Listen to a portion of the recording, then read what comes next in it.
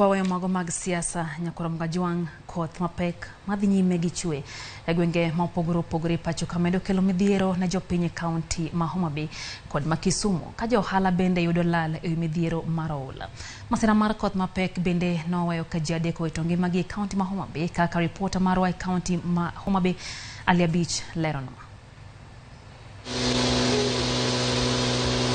E chiro ma Soko Mjinga ma yudore e boma ma Homa Bay, johala odong' ka kwano lal maduong' bang' oula muomore ma odonjo e chiro no kendo ketho mwandugi ma gisebedo ka giuso kaluwore gi koth mapek manochwe ei otieno. E okinyi ma kawuono johala go ne obedo kod buok bang' yudo ka utegi ma gikane mwandugi ma giuso pi opong'o kendo timo chuodho lilo. An kana biro ka gokinyi tayudo ka nyanja mana waro siling 50,000 pradek odhi te bepe sandugi adek.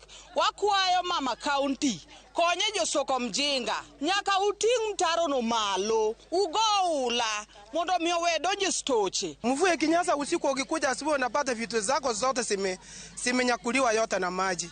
Mtaro yenye iko hapa nyuma yenye ilichimbwa ilitengenezwa vibaya.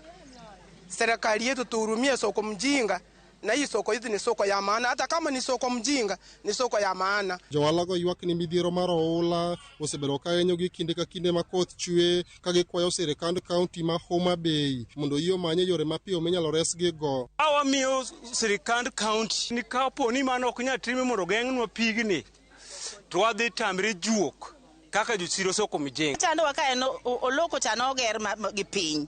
Koro ka pi malo to tamba e chiro to ula mamalo bende kosewuok malo kucho to biro ne to tamba koro mamalo ne koro donje e chiro to donje udi ae to mar gine cha bende donje e udi koro ka beto oloko cha gere gi malo ae to chak man kaka ula mamalo cha bi suya gi malo kucho koro ok donjnwa e chiro. Kumachielo bende ji adek ne oyangi ni owito ngimagi e kaunti no kaluwore kod koth mapek manochwe ei otieno. Dichuo kod min ode ne mil polo goyo ma onege odgi kaluwore gi koth mapek manochwe gwenge ma Suba North. Ka jalupo achiel bende ne owito ngimane e dho wath ma Kodero e kar chud bura ma Karachuonyo bang' ka pi oula ne oywere. To e kaunti ma Kisumu midhiero mar oula kidek daro jopiny ma odak ofunyu Jerusalem kaluwore gi koth madhi nyime gi chwe alworano. Gikwayo piny owacho mondo many yore minyalo geng'go wach oula mosebedo ka chando gi alworano. Ka wapuro ga to cham pok nowuok maber kaka guoga, but this time oketonwa cham maber waywak sana.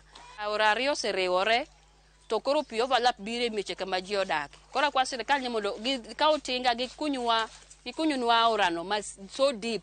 Sugurieche ga bodhi, kombe na bodhi, puothe na bolutore pite. Sani koro chigni higni 30. Higa ka higa sasa ma koth chwe to mae nyabaro to pi donjo. Koro gini oketho ne gik mang'eny, gigi okethore e ot kae. Nyo en gi bel manyalo konyore go, pi oketho. Gweno dhi, nikech en gima nyo biro apoya mok inyal ng'e ni gweno ni kanye, koro iringari kaka imanyo kaka dikonyri. Alia Beach, Ramogi TV, Homa Bay. Kuna moja report mokelnwa gi